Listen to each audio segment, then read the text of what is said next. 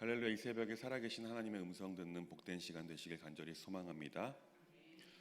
출애굽한 이스라엘 백성들이 가나안 땅에 도착한 후에 모세가 하나님 곁으로 가게 되었습니다. 이 모세의 후계자로 선택된 여호수아가 가나안 족속들과 전쟁을 벌이게 됩니다. 또 시간이 흘러서 여호수아마저 하나님께로 돌아갔습니다.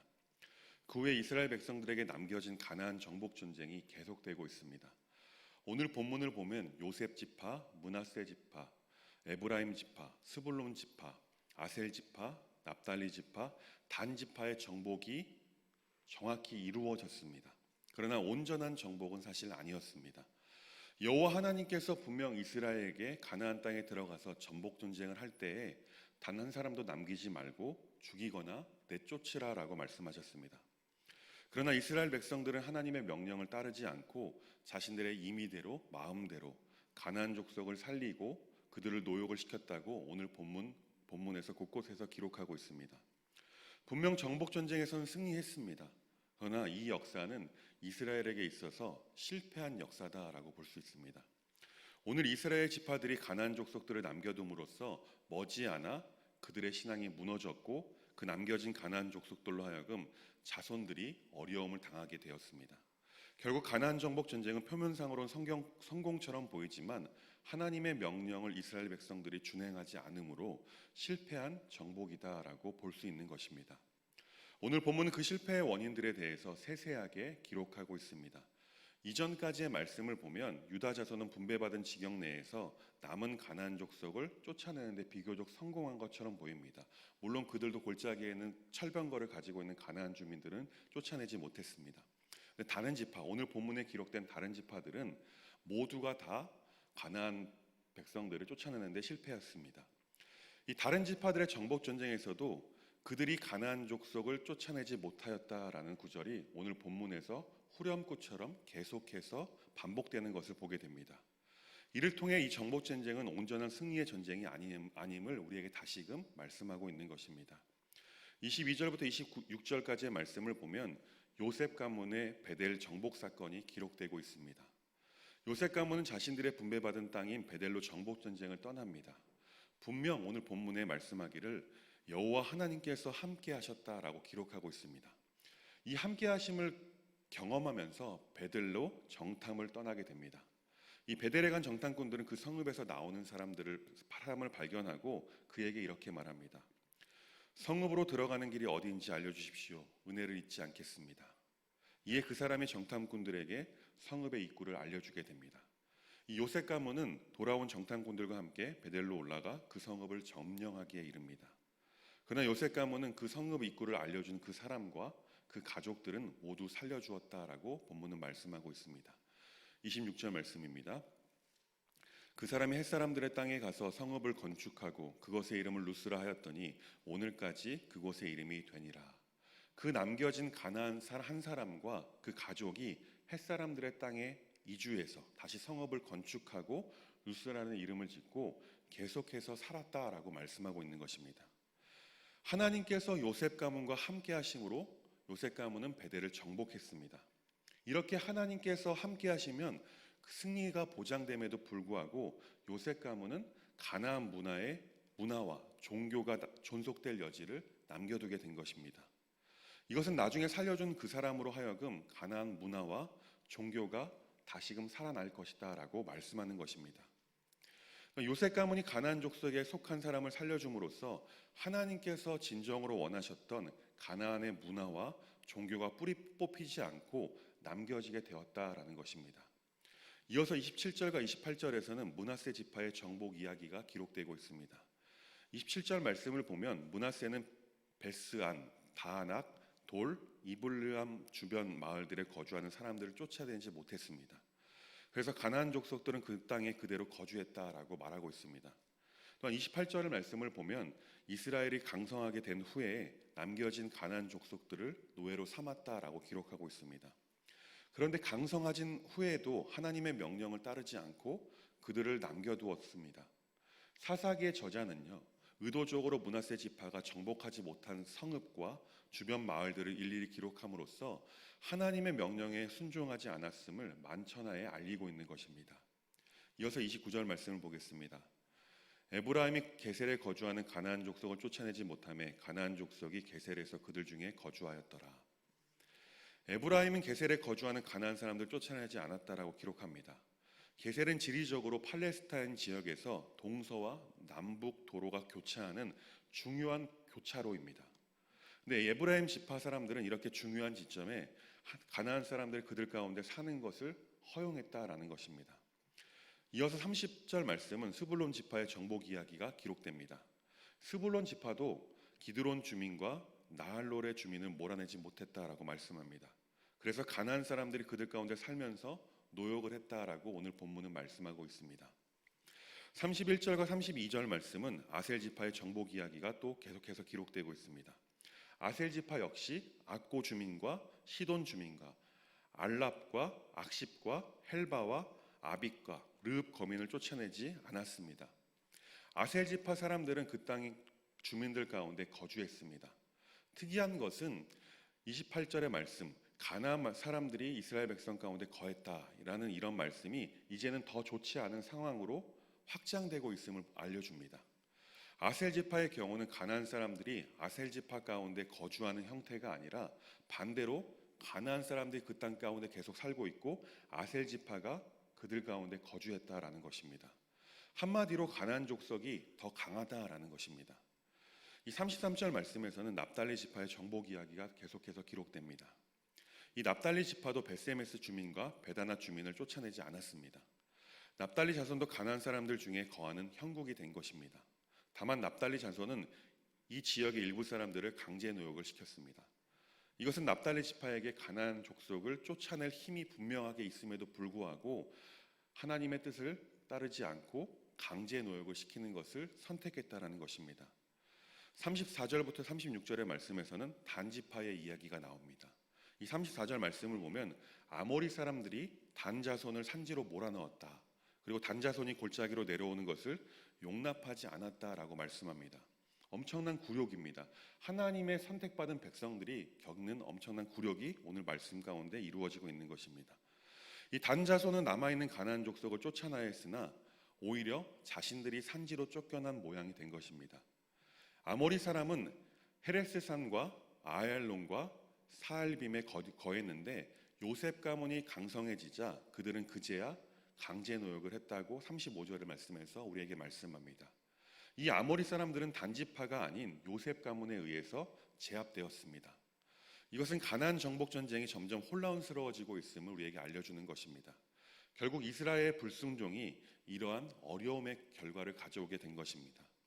오늘 본문에서 우리는 영적으로 바라보아야 할 대목이 있습니다. 그것은 왜 이스라엘 백성들이 하나님의 명령을 따르지 않고 불순종을 선택하고 자신들의 분배받은 땅에 남아있는 가나안 족속을 쫓아내지 않고 강제 노역을 시켰느냐입니다. 분명 하나님께서는 이스라엘 백성들에게 가나안을 다 몰아내라고 말씀하셨습니다. 하나님께서는 가나안에 있는 이방신을 섬기는 것과 그들의 그릇된 문화가 하나님의 선민 이스라엘에게 남아있는 것, 그들의 신앙의 걸림돌이 될 것을 이미 아시고 그렇게 명령하신 것입니다. 그런데 이스라엘 지파들 중에 대부분 가나안 사람들을 쫓아내지 않았고 노역을 시킨다거나 심지어 그들 가운데 그냥 살기를 자처했다라고 오늘 본문은 우리에게 말씀하고 있는 것입니다. 무엇이 이스라엘 백성들로 하여금 하나님의 명령을 따르지 않고 이러한 선택을 하게 한 것인지 우리는 영적으로 바라보아야 합니다. 주석을 보면은 이렇게 설명하고 있습니다. 가나안의 문화가 이스라엘 백성들이 볼 때에 상당히 매력적으로 보였을 것이다. 그래서 이러한 선택을 했을 것이다 라고 말씀합니다. 또한 이스라엘 백성들이 가나안 족속을 쫓아내지 않고 그들과 함께 살면서 그들의 문화도 배우고 풍요로운 삶을 살기를 원했다라는 것입니다. 출애굽하고 유목을 하던 이스라엘은 그들이 가나안 입구에 입성했을 때 하나님께서 주시는 그 만나와 메추라기 모두가 그쳤습니다. 이제 그곳에 살기 위해서는 농사를 지어야만 했습니다. 사실 그들은 하나님의 백성으로서 하나님을 의지하는 삶의 방식으로 그 삶의 방식을 유지하면서 새로운 환경에 적응해야만 했습니다. 그래서 하나님께서는 가나안 족속을 쫓아내고 그들의 신을 섬기지 말라라고 명령하신 것입니다. 그러나 이스라엘은 그 하나님의 명령을 무시하고 자기 살 길을 찾은 것입니다. 다시 말하면 그들의 신앙을 타협하기 시작했다라는 것입니다. 사랑하는 법안의 교회 여러분, 우리의 신앙은요 철저하게 배타적이어야만 합니다. 절대로 타협해서는 안 되는 것이 우리의 믿음이고 우리의 신앙이다라는 것입니다. 이 신앙의 문제가 한번 타협하기 시작하면 더 많은 것들을 양보해야만 합니다. 우리가 코로나로 인해서 신앙의 가장 중요한 문제인 예배를 일시적인 것이다라고 생각하고 양보하는 상황 가운데 처해졌습니다.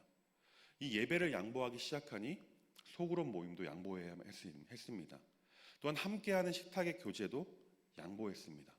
거의 교회에서 하는 모든 행동들이 이제 제한을 받아오던 것이 이제 1년 8개월이 지나서 이제야 비로소 다시 회복될 수 있는 시간들이 오고 있다는 것입니다.